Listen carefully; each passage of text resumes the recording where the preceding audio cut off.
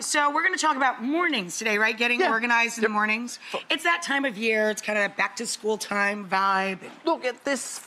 There are some simple things you can do to organise your home and your morning, basically to get out of the house without stress, which is a huge thing. Well, it's somebody else's house, in my case. And if you wait till the morning to get yourself completely organised, that's a recipe for disaster. So here are 5 simple tips.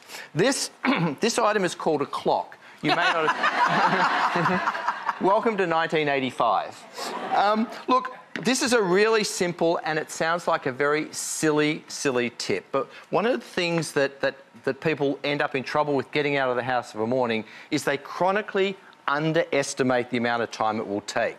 Here's a trick my mother taught me. Turn the clocks, all the clocks in your home, forward 10 minutes. Now, what this... That's an oldie one. I know. Now, I know this sounds dumb, but what it does, especially on the microwave and the oven where people walk back and forth through the kitchen, it really gives people the impression, oh, it's a little later than it is. And now that I like. Yeah. Changing your microwave, the oven clock and all that.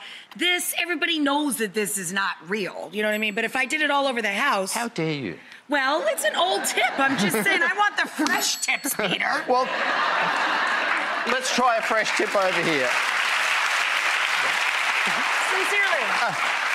Do you use an alarm clock? Because I have a weird mechanism no matter what time I have to get up. If we have to get up at 5 that day because of a satellite tour. You wake up at 10 to 5. Exactly. I wake up. I have not used. I don't even own an alarm clock. Yeah. I haven't used one in literally decades. That happens to me too, but I'm always nervous, especially if I have to catch a plane or something like that. I end up setting the alarm clock and my phone because I'm chronically worried about being late. You want a safety net. It freaks me out. All right, listen, next tip. Here's the second tip. This is about being fashionably great when you leave the house of a morning. This tip actually well, it's 2 parts. I have always done part 1 of this tip with children. I get these sweater organisers and hang them in kids' closets, and on Sunday nights, get parents to, I label them Monday through Friday, and get the kids to put the clothes in that they would like to wear every day at school. All right, dial it back, kids. Come on, half of you don't even have children. You're like, oh! Seriously, the audience is enthusiastic. Let's hear the enthusiasm. 1, 2, 3.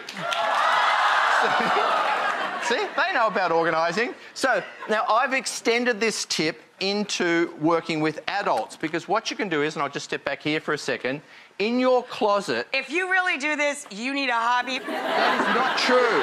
That is not true. Sure. That is not true. Oh, come on, listen. You plan out your entire work week on Sunday? You don't think I put this together just this morning, do you? Sunday is a day of rest, no?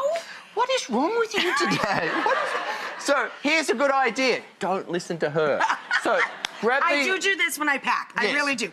Sincerely. I plan every single day and the jewelry and everything. Grab these door hangers, label them Monday through Friday, and at the start of the week, decide what you are going to wear each day. Now, the purpose for this is not to be crazy. I'm not the crazy organising guy. But of a morning, you can then quickly and easily find what you want to wear. And if you want to push this 1 step further, what you can do is write on these what is the most important thing happening for the day. You have an important work meeting, or on Monday night, you have a date at 6 o'clock. So, get the idea. Pretty simple, straightforward. Look, I do that when I pack. Sure.